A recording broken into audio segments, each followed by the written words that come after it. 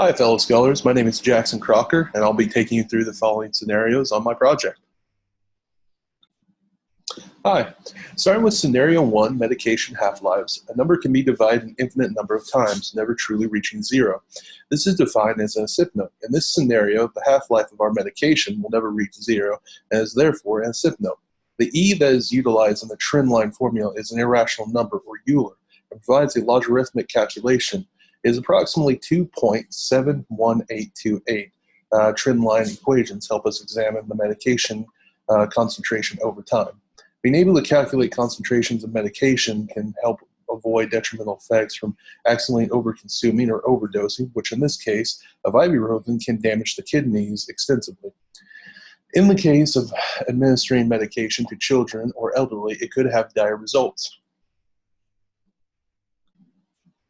Starting on Scenario 2, genetically modified organisms. Even though the FDA does not substantiate the numerical correlation, there seems to be a correlation, however.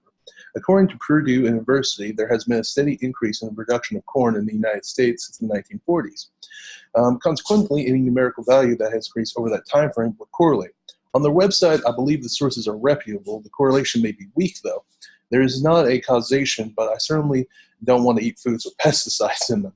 Common sense tells me that if I would intentionally add it to my foods, then I should allow someone else to do it. There is a correlation between the genetically modified organism crops and the deterioration of U.S. health. Having said that, there are theories that could explain this due to the ingestion of more grains and not the moderation. The first two reports were independent, whereas the Food of the Drug Administration reports countered the previous reports, saying that they are as safe as comparable to non-GE foods.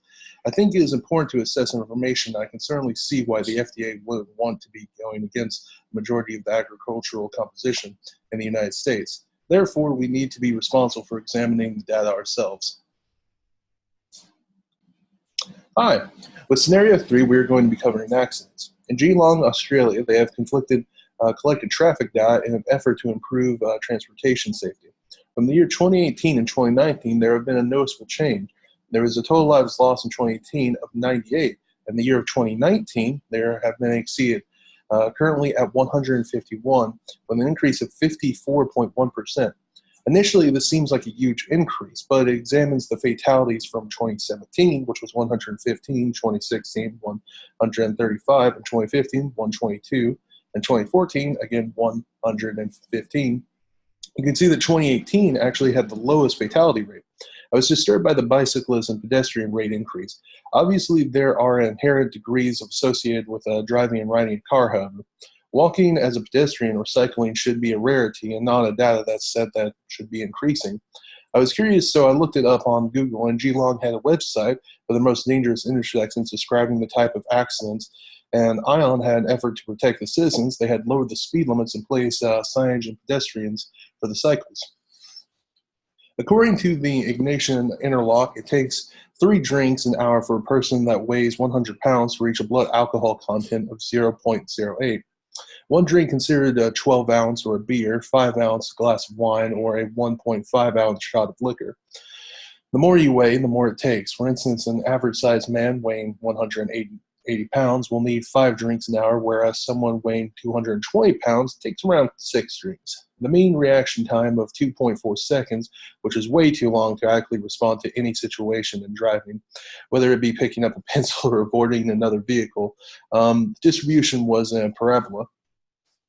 With the Venn diagram are great for demonstrating proportions and percentages. Out of about 1,096 in British Columbia, 657 were negative for all substances, but it was more disturbing to know that 439 were under the influence of something.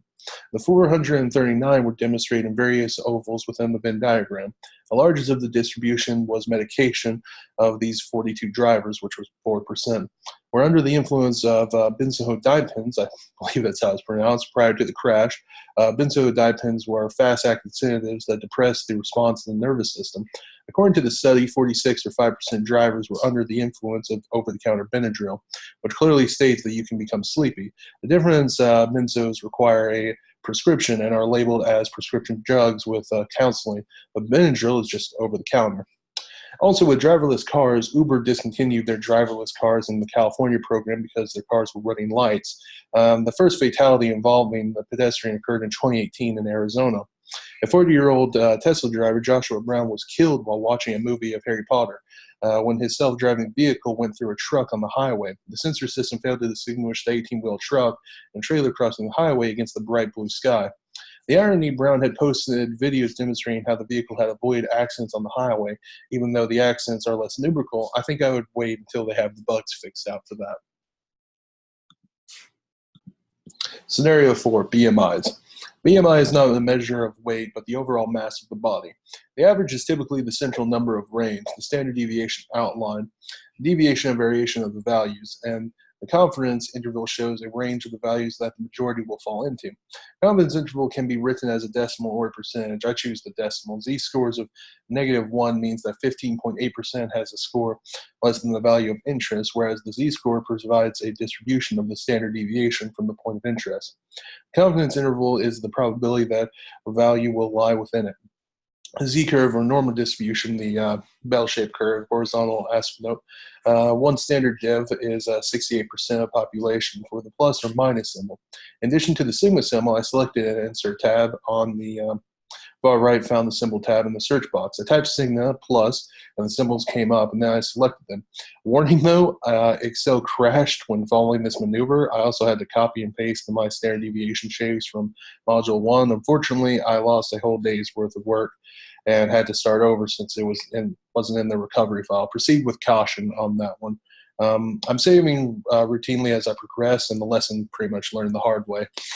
The probability of being overweight in America is high, with a confidence interval of 2.8% for Arkansas. Starting with scenario 5, the distribution of wealth. First, I don't know that I would not refer to it as wealth inequality as the article did. I guess they are trying to sway you with their vernacular. Yes, the top 1%, like the Elon Musk and the Nancy Pelosi's, are in the top 1% and have the majority of wealth as compared to the 40% of households that are less than 1%. Personally, I like that there is an opportunity to go from a lower wealth household to an upper wealth household like my parents personally did. The median household income was around $49K. The chart seems to demonstrate positive or right-skewed data distribution. The means is greater than the median. The normal distribution is not symmetric. We cannot use the standard deviation when the distribution is not normal. As for federal tax dollars, I was surprised to learn the majority of our tax dollars are spent on Social Security and Medicaid and Medicare. In Arkansas, 50% of the tax dollars are spent on health care, and only 17% goes to education, which I find to be pretty ludicrous. If we didn't have a tax system, we would lose the infrastructure of our society, i.e. police, firemen, education, roads, riverways, programs for the poor, and much, much more. Starting here on scenario 6 with personal management, I don't plan on purchasing a home. The maintenance is far too much, and you cannot guarantee your investment. I plan to rent with a controlled cost. If I'm hired onto the Union Pacific to their paycheck, it doesn't change from one part of the country to another. And however, the cost of living certainly did. From family experience and web research, an increase in pay from Cupertino or Philadelphia may not equate to the better financial situation. As you can see from my chart, I would actually be in debt if I chose to live in Cupertino or Philadelphia. I obviously need to review my personal finances before choosing whether to reside. The exercise is great for finances, as fast as time management and nutrition. It is very difficult to speculate on my time and nutrition. I am proposing the best case scenario, but probably of reality. Having said that, I think if I use the same algorithm that you use in financial exercise, then you can really dissect the information.